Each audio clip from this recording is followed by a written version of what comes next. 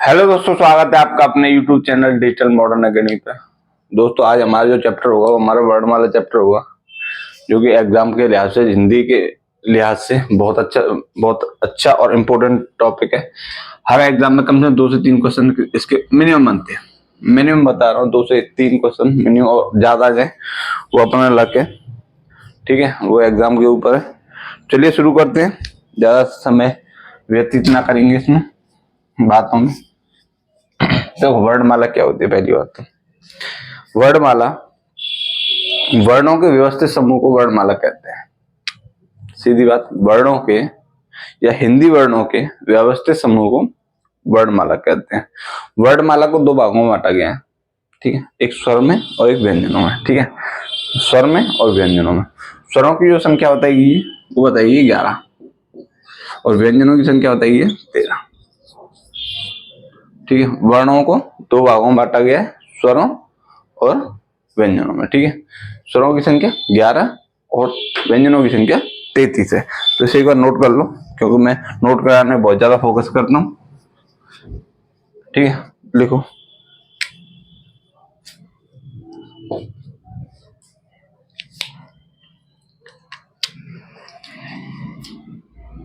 वर्णों के या हिंदी वर्णों के, ऐसा कर लो, हिंदी वर्णों के,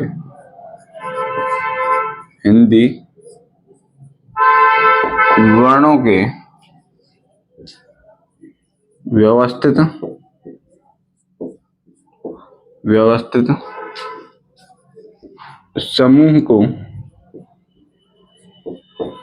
समूह को वर्णमाला कहते हैं। वर्णमाला कहते हैं। ठीक है, आई समझे? अच्छा, वर्णों को कितने भागों में बांटा है? 2 भागों में होता है। वर्णों को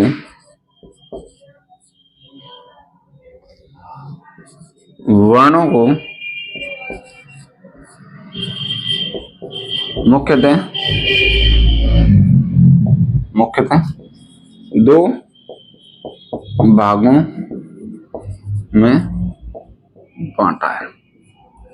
ठीक है, पहला है आपका स्वर। ठीक है, इनकी संख्या कितनी है? 11। ठीक है, और दूसरे आपके व्यंजन,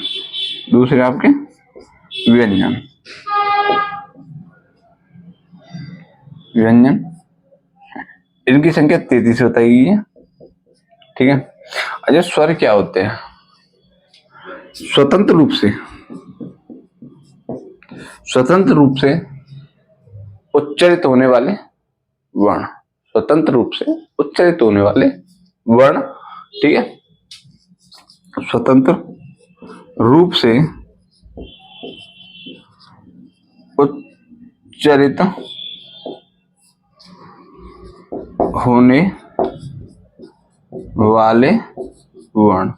अर्थात मैं तुम्हें बताऊं, जो स्वतंत्र रूप से बोले जाते हैं, जो वर्ण स्वतंत्र रूप से, हिंदी वर्णमाला में जो शब्द स्वतंत्र रूप से बोले जाते हैं उन्हें स्वर बोलते हैं।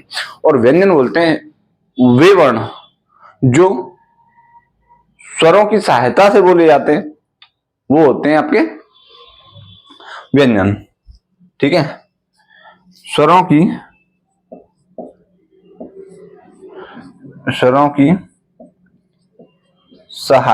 सहायता से उच्चारित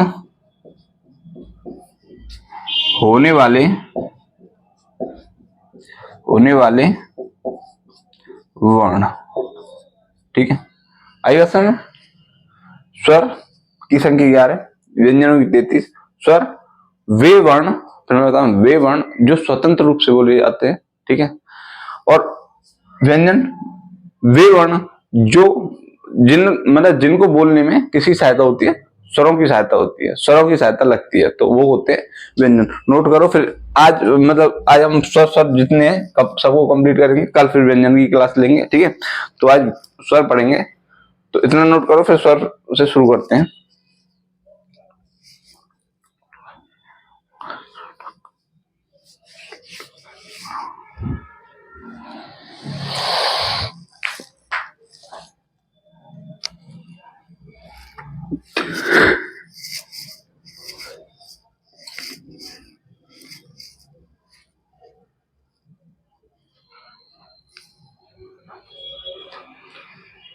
अच्छा ये मत सोचना कि मतलब वर्णमाला इतने ही है, मतलब 11 और 33 44, 44 नहीं, इसमें क्या क्या फिर आपके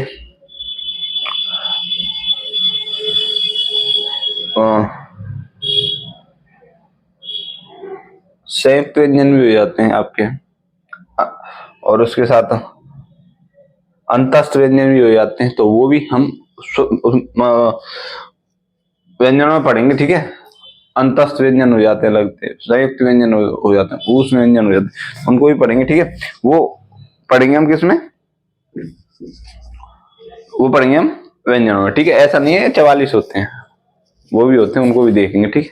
लेकिन वो किसका सब्जेक्ट है, मतलब मैं क्वेश्चन जो पूछेगा वो ये पूछेगा व्यंजनों की संख्या कितनी है, स्वरों की संख्या कितनी है, तो वो पूछेगा तो मैं उस हिसाब से होता है। ऐसा मत सोचिए 44 वर्ण होते हैं, 44 नहीं होते इसमें। वर्णमाला में टोटल, हाँ इसे लिख लो, वर्णमाला में कुल वर्ण कितने होते हैं, यहाँ पे लिख लो। वर्णमाला में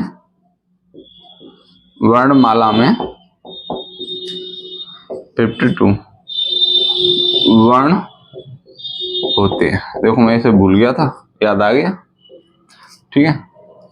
कितने वर्ण होते हैं, 52 हिंदी वर्णमाला, ठीक है। हिंदी वर्णमाला में कितने वर्ण होते हैं, 52 वर्ण होते हैं, ध्यान रखना।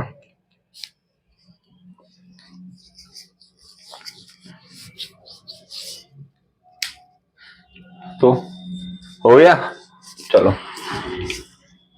भाई, जिसने नोट कर लिया है वो ठीक है, जिसने नहीं किया है ना वो वीडियो को रोक के नोट कर ले, क्योंकि इतना रुकने पे वीडियो हो जाएगी लंबी और आप हो जाओगे बोर। तो मैं ना आपको बोर करना चाहता और ना मैं वीडियो लंबी करना चाहता, ठीक है। तो अब जो आपको पढ़ेंगे आज जो हमारा पूरा जो टॉपिक होगा वो होगा स्वर पहला, ठीक है। स्वर इंपोर्टेंट है। अच्छा, स्थिति के आधार पर देखो स्वरों को 5 भागों में बांटा गया है। स्थिति के आधार पर स्वरों को 5 भागों में बांटा गया। पहला उच्चारण स्थिति के आधार पर, दूसरा आपका हो गया उष्टाकृति के आधार पर, तीसरा हो गया जिह्वा की क्रियाशीलता के आधार पर, चौथा हो गया आपकी मुखावृत्ति के आधार पर, और पांचवा हो गया आपका नासिका के आधार पर। तो ये 5 भागों में 5 प्रकार के स्वरों में बांटा गया है, ठीक है। 11 स्वरों को 5 प्रकार से बांटा गया है, तो उन्हें पहले हम पढ़ेंगे, ठीक है। तो ये लिख लूं, स्थिति के आधार पर, स्थिति के आधार पर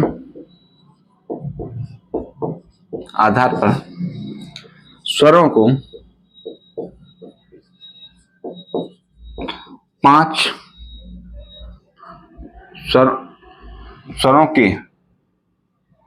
स्वरों के 5 प्रकार बताए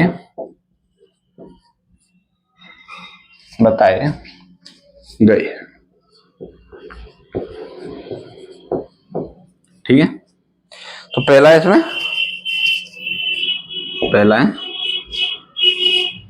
उच्चारण स्थिति के आधार पर,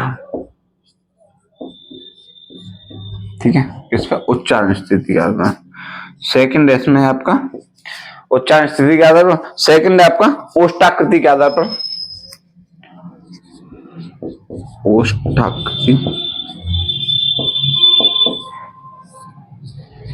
के आधार पर, ठीक है। तीसरा है हमारा जिह्वा की क्रियाशीलता के आधार पर,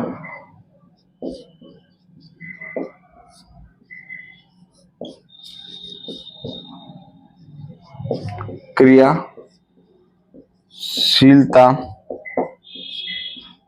के आधार पर, ठीक है। जिह्वा की क्रियाशीलता के आधार पर है। और आपका चौथा है आपका जिह्वा की क्रियाशीलता के आधार, चौथा हो जाएगा आपका किसका, मुखावृत्ति के आधार पर, ठीक है। कौन सा, मुखावृत्ति के आधार पर, ठीक है। और पांचवा हो जाएगा नासिका के आधार पर, नासिका के आधार पर, ठीक है। किस पे? नासिका के आधार पर। नोट करो इसे, पर एक एक से पढ़ेंगे आज हम, ठीक है।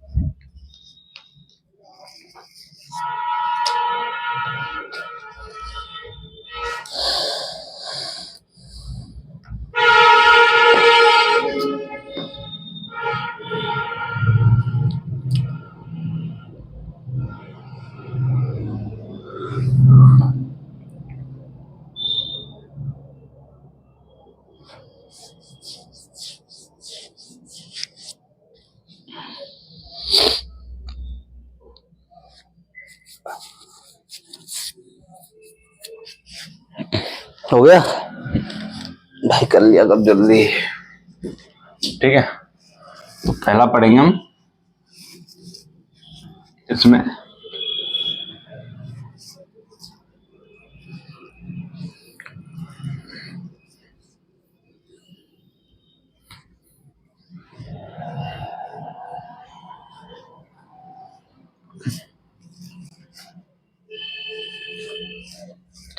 पहला है हमारा इसमें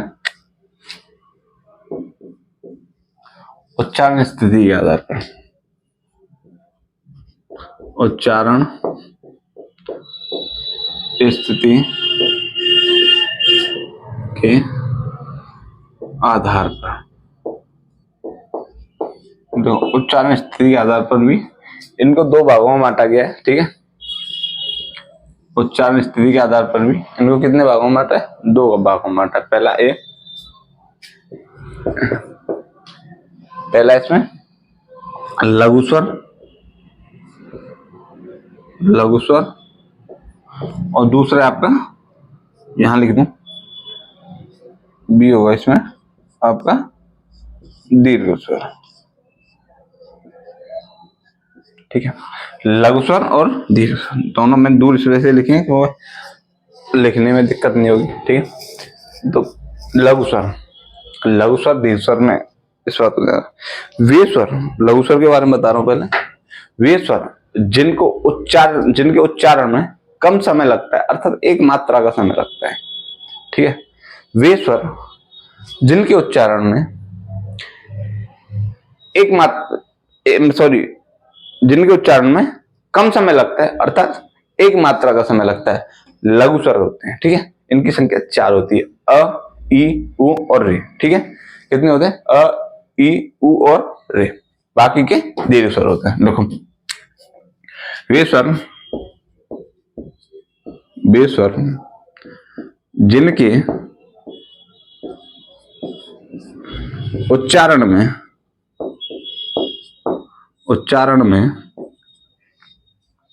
कम समय लगता है,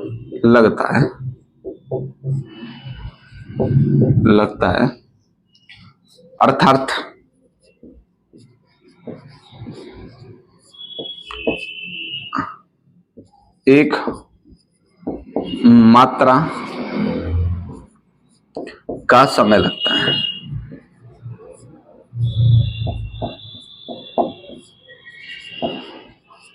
अर्थात एक मात्रा का समय लगता है। क्या होते हैं? लघु स्वर। जैसे कौन कौन से होते हैं एक बार देख लो। अ, छोटा आ, छोटी ई, छोटा उ और रे, ये होते हैं 4, ठीक है। आई बात समझ? अच्छा, इसी में आगे देखते हैं कौन सा आपके दीर्घ स्वर वे स्वर होते हैं जिनको उच्चारण में अधिक समय लगता है, अर्थात 2 मात्राओं का समय लगता है। सिंपल है। वे स्वर जिनके उच्चारण में अधिक समय लगता है तथा 2 मात्राओं का समय, अर्थात 2 मात्राओं का समय लगता है, ठीक है। और इनकी जो बताएंगे वो है बड़ा आ, बड़ी ई, बड़ा उ, छोटी ए, बड़ी ए, छोटा ओ, बड़ा ओ, ठीक है। ये होते हैं हमारे दीर्घ स्वर। लिखिए, वे स्वर जिनके जिनके उच्चारण में अधिक समय लगता है, अधिक समय लगता है,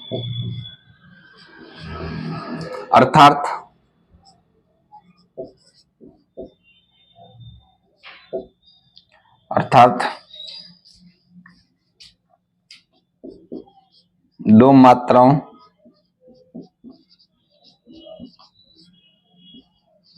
का समय लगता है। ठीक है, क्या होते हैं? दीर्घ स्वर होते हैं। ठीक है, अच्छा ये होते कौन कौन से? जैसे बड़ा आ, बड़ी ई, बड़ा ऊ, ठीक है, छोटी ए, बड़ी ए, छोटा ओ और आपका बड़ा ओ। ठीक है, ये होते हैं आपके दीर्घ स्वर। नोट करो। अब इसके बाद पढ़ेंगे हम आपके ओष्ठाकृति के आधार पर। किस पे? ओष्ठाकृति के आधार पर। नोट करो।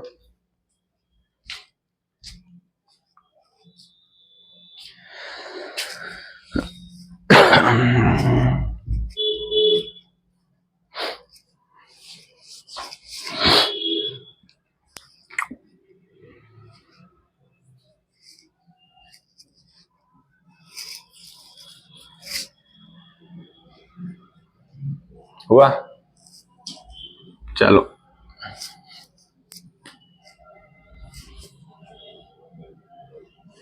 भाई, जैसे नोट कर लिया हो, ठीक है, नोट नहीं किया हो वो वीडियो को रोक के नोट कर ले।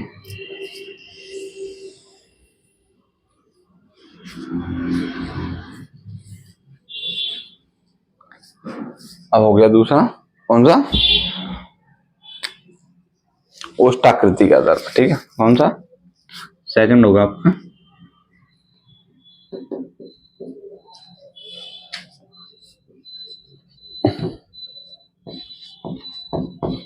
ओष्ठाकृति के आधार पर। ठीक है, ओष्ठाकृति आधार पर दो, इनको भी दो भागों में बांटा गया है, एक वृत्ताकार और एक अवृत्ताकार स्वर। एक वृत्ताकार स्वर और एक अवृत्ताकार। ठीक है, तो पहला होगा हमारा वृत्ताकार स्वर। ठीक है, यहाँ सेकंड लिख लें और यहाँ लिख लें बी, अवृत्ताकार।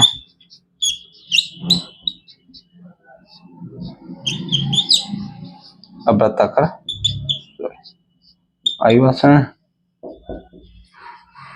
वृत्ताकार स्वर क्या होते हैं?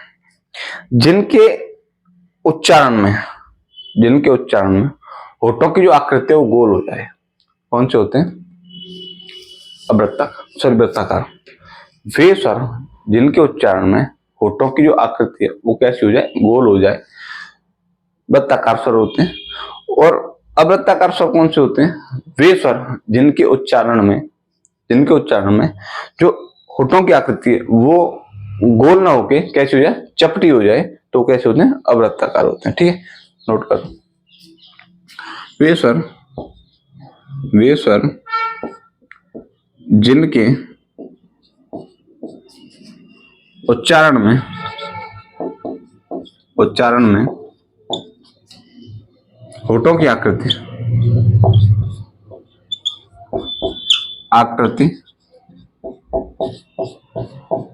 गोल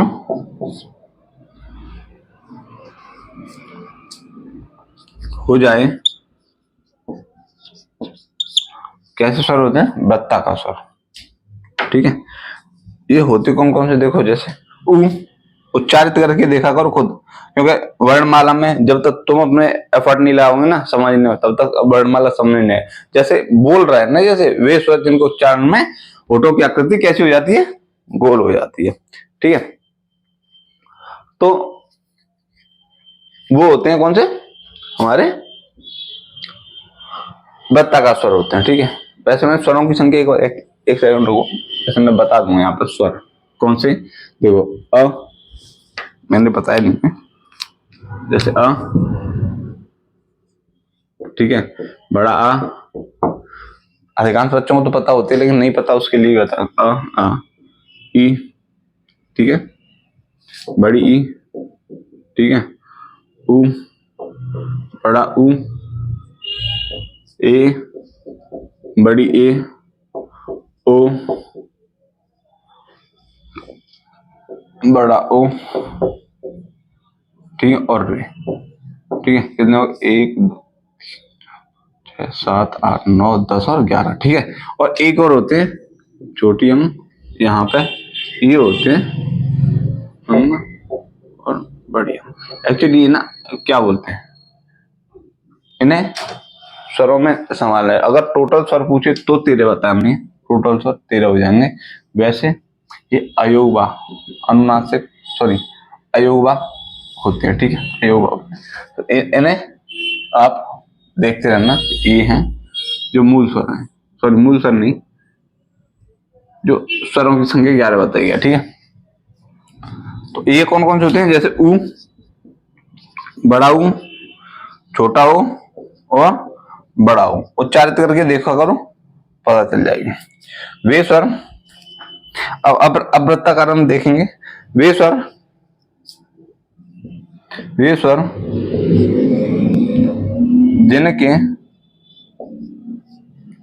जिनके उच्चारण में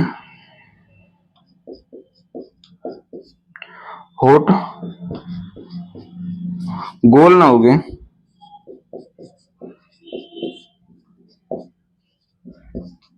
ओके, चपटे होते हैं। कैसे होते हैं, चपटे होते हैं। तो कैसे होते हैं, वृत्ताकार क्या होते हैं, गोल ना होके कैसे होते हैं, चपटे होते हैं। कैसे, अवृत्ताकार होते हैं। जैसे अब इसमें बच्चे कौन कौन से, देखो अ बच्चा, बड़ा आ बच्चा,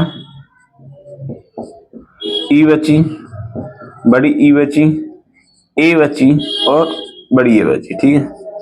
कितनी बची, बड़ी ए बच्ची, ठीक है।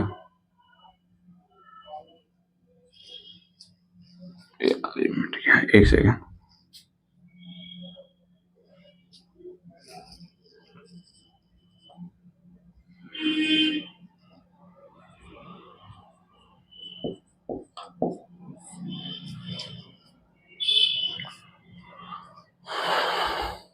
ठीक है। आई समझ, नोट कर दिस।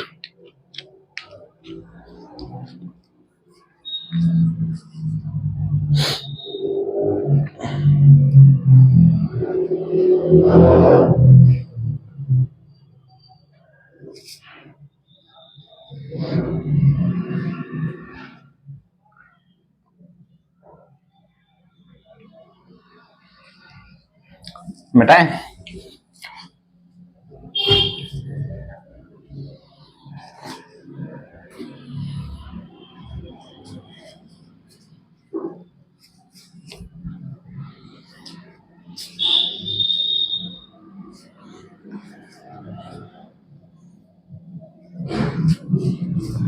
देखो अब लिखो। जो तीसरा है हमारा, कौन सा है, जिह्वा की क्रियाशीलता के आधार पर, मतलब जिह्वा की क्रियाशीलता के आधार पर स्वरों को किस किस्म बांटा। देखो पहला तो होता अग्रस्वर, अग्रस्वर, ठीक है। इनको 3 भागों में बांटा गया है, अग्रस्वर, दूसरा बी मध्यस्वर, मध्यस्वर, ठीक है, कैसे सर, मध्यस्वर, और सी कौन से, पश्चस्वर, पश्च, आई बात समझ, कितने में, अग्रस्वर, मध्यस्वर और पश्चस्वर, कितने भागों में बांटा है, 3 भागों में बांटा गया। कैसे कैसे, अग्रस्वर मतलब जिह्वा की जो आगे वाला हिस्सा उससे उच्चारित होने वाले स्वर अग्रस्वर, जिह्वा के मध्य भाग से उच्चारित होने वाले स्वर कौन से होते हैं, मध्य स्वर, और जिह्वा के जो पिछला भाग है उससे उच्चारित होने वाले जो स्वर होते हैं वो होते हैं पश्चस्वर।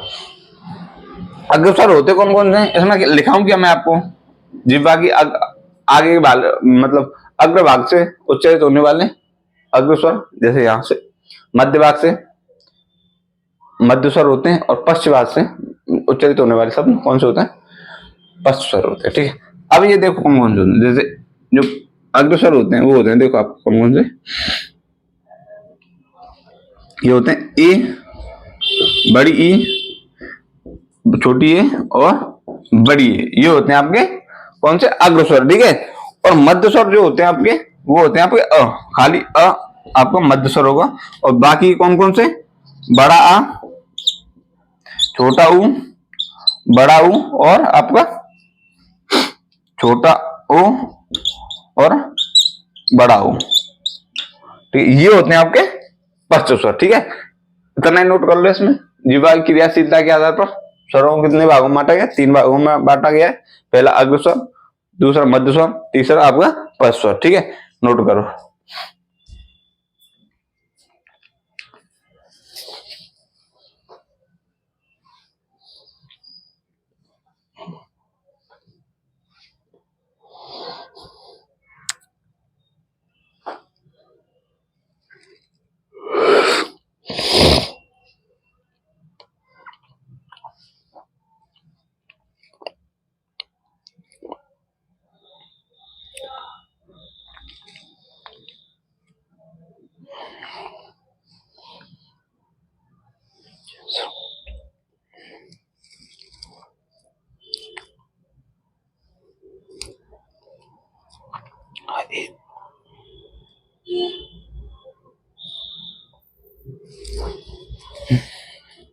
हो गया, चलो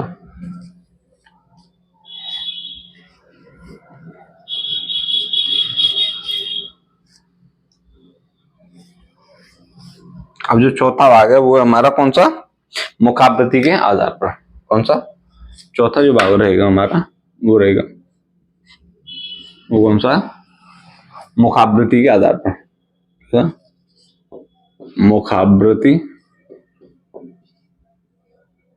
के आधार पर, कौन सी में, मुखावृत्ति के आधार पर। इनको कितने भागों में, 4 भागों में बांटा गया है, ठीक। पहला अर्धविवृत, दूसरा विवृत, तीसरा अर्ध समृत और चौथा आपका समृत, ठीक है। 4 भागों में बांटा है, और ये बहुत इंपॉर्टेंट, बच्चों को समझ नहीं आता कि होते कैसे हैं, होते क्या है, बहुत बार पूछते हैं एग्जाम, बहुत बार पूछते हैं, लेकिन बच्चा इसमें कंफ्यूज रहता है, ठीक है। आज मैं तुम्हें वो कंफ्यूजन दूर कर दूंगा, ठीक है, सीधी सीधी बात। पहला इसमें मैंने बताया कौन सा, पहला इसमें ए अर्ध विवृत, अर्ध कौन सा, विवृत, ठीक है, अर्ध विवृत, अर्ध विवृत, ठीक है। इसके बारे में जान लो। वे स्वर जिनके उच्चारण में मुख आधा खुला रहता है, लगभग आधा खुला रहता है, कौन से होते हैं, अर्ध विवृत, लिख लो। वे स्वर जिनके उच्चारण में मुख लगभग आधा खुला रहता है। क्या होते हैं? अर्ध विवृत स्वर होते हैं। कौन कौन से होते हैं? देखो, एक तो होता अ, दूसरे होते ए, ठीक है, अ, ए, और आपका कौन सा होता है? ओ। अ, ए, और आपका बड़ा ओ, ठीक है, ये सॉरी बड़ा ओ, ठीक है। अ, ए और बड़ा ओ क्या होता है? आपके अर्ध विवृत होता है। इसमें एक और ये भी आ जाता है, ठीक है, कहीं पे पूछ ले तो ये भी आ जाता है, पर लेकिन जो मूल स्वर होते हैं, जो सॉरी जो स्वरों की संख्या 11 होते हैं, उनमें कौन कौन सा होता है? अ, ए और बड़ा ओ। अब इसी में आता है बी। कौन सा? बी होता है आपका विवृत स्वर। विवृत स्वर, विवृत स्वर कौन कौन से होते हैं? देखो क्या होता है। वे स्वर बड़ा क्लियर है। अर्ध स्वर मतलब अर्ध विवृत मतलब आधा खुला हुआ, विवृत यानी पूरा खुला हुआ, ठीक है। अर्ध विवृत यानी आधा खुला हुआ, विवृत यानी पूरा खुला हुआ, सीधी बात है। वे स्वर जिनके उच्चारण में मुख पूरा खुला होता है, वे स्वर, वे स्वर जिनके उच्चारण में मुख द्वार पूरा खुला होता है। एक बार बोल के देखो, सबसे ज्यादा किसमें खुला होता है? लगाओ जोर, जितना खोल सको मुंह। तो ये होता है आपका सिर्फ एक इसमें स्वर होता है, वो है बड़ा आ, ठीक है। कौन सा होता है? बड़ा आ। अब एक और होता है इसमें, मैंने बताया सी, एस में कौन सा? अर्ध समृत, अर्ध समृत, ठीक है। अर्ध समृत समझ गए? अर्ध समृत वे स्वर, अर्ध समृत क्या होता है? वे स्वर जिनके उच्चारण में मुख लगभग आधा बंद होता है, ठीक है, लगभग आधा बंद होता है। कौन से होते हैं? अर्ध समृत होते हैं। और समृत स्वर होते हैं जिनमें लगभग पूरा बंद रहता है, वो होता है आपका समृत। ये ज्यादा आपको इसमें ज्यादा दिमाग लगाने की जरूरत है नहीं, ठीक है। क्लियर क्लियर फंडा है। बहुत से टीचर बहुत इतना कंफ्यूजेबल इसको कर देते हैं कि समृत स्वर, विवृत स्वर, अर्ध समृत, इनमें बहुत ज्यादा कंफ्यूजन डाल देते हैं, लेकिन सीधा सीधा फंडा है। विवृत यानी आधा, विवृत यानी कि पूरा खुला हुआ, अर्धविवृत आधा खुला हुआ, समृत पूरा बंद, अर्ध समृत आधा बंद। बात खत्म। विवृत और समृत में ध्यान रखो बस। विवृत मतलब खुला हुआ और समृत मतलब बंद, दो टप्पे की बात। वे स्वर जिनके उच्चारण में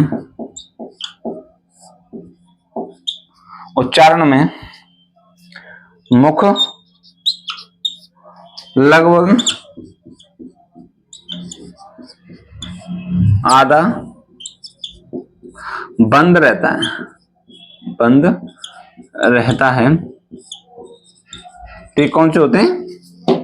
अर्ध समृत स्वर होते हैं, ठीक है। ये होते हैं, ये होते हैं, ये होते हैं। एक तो छोटी ए होती है, ठीक है, और एक होता है छोटा ओ। ये दो होते हैं, छोटी ए और छोटा ओ। एक होता है विवृत स्वर, यहाँ पे शायद नहीं आएगा, तो आप इसे नोट कर लो, मैं ऊपर लिख दूंगा ऐसे, आने को तो आ जाएगा। पहले तुम नोट ही कर लो, एक मिनट में कुछ नहीं होगा।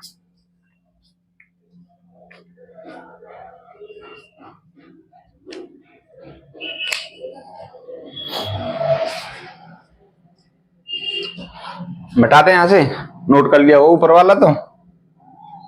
चलो एक सेकेंड।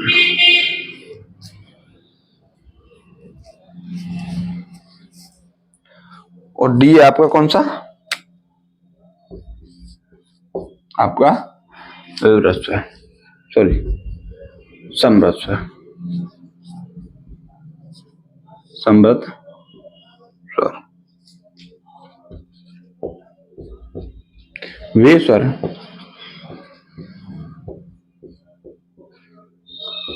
जिनके उच्चारण में मुख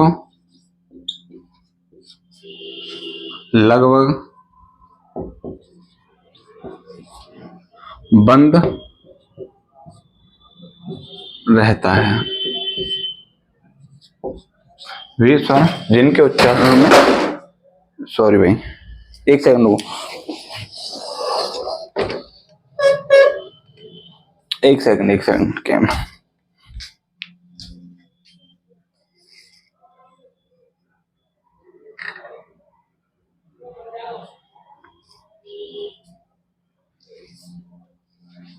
एक सेकंड, कुछ नहीं था, ठीक है।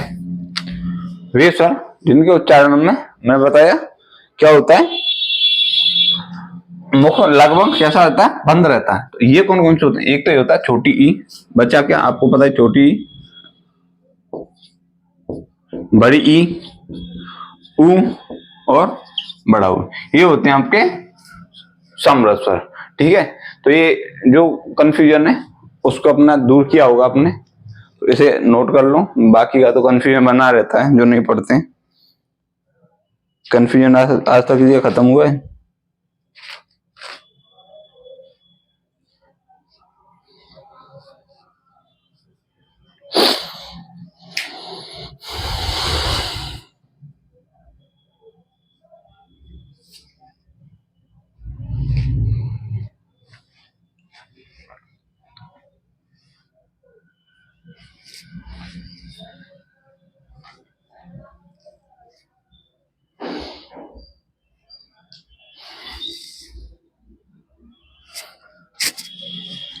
हो गया?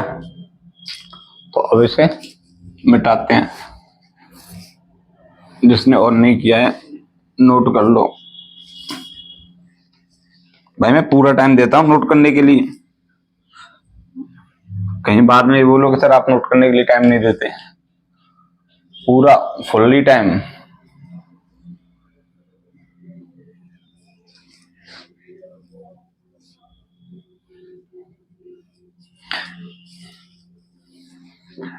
देखो एक हमारा पांचवा रह गया, कौन सा आपका, नासिका के आधार पर, किसपे, नासिका के आधार पर, ठीक है, नासिका के आधार पर। इनको दो भागों में बांटा गया, कौन कौन से, एक तो होता है निरनुनासिक, निरनुनासिक और एक अनुनासिक, ठीक है। एक तो होता है निरनुनासिक,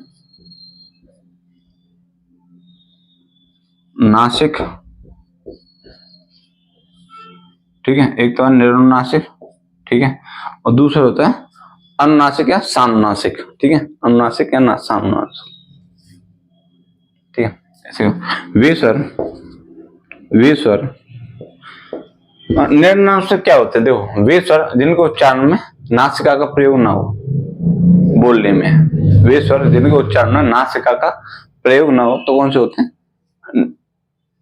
निरनुनासिक, ठीक है। और वे स्वर जिनके उच्चारण नासिका का प्रयोग होता है, ठीक है, तो वो होती है आपकी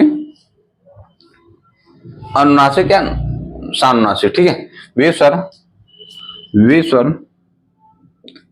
जिनके उच्चारण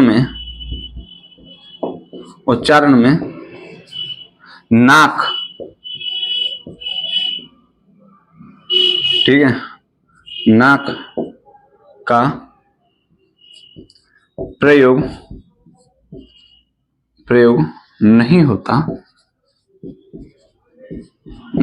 है, ठीक है, नहीं होता है। कौन से होते हैं आपके निरनुनासिक, ये होते पूर्ण हैं, देखो कैसे, अभी होता है इसमें छोटा, बड़ा अभी होता है, छोटी ई भी होती है, बड़ी ई भी होती है, ऊ होता है, बड़ा ऊ होता है, ठीक है। साथ ही साथ ए होती है, बड़ी ए होती है, छोटा ओ, बड़ा ओ, ठीक है, ये होते हैं,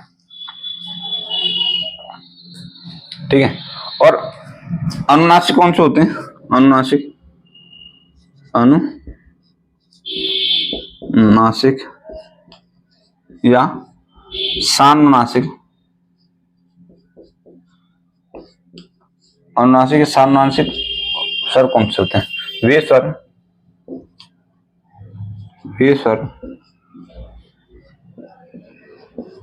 जिनके उच्चारण में नासिका का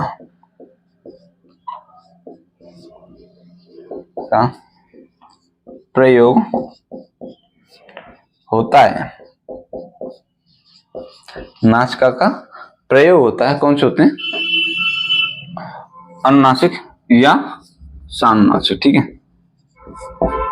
ये होते तो सब हैं, पर इनमें क्या हो जाता है आपका, एक मतलब चंद्र बिंदु लग जाते हैं, ठीक है। क्या हो जाता है, एक सेकंड रुको,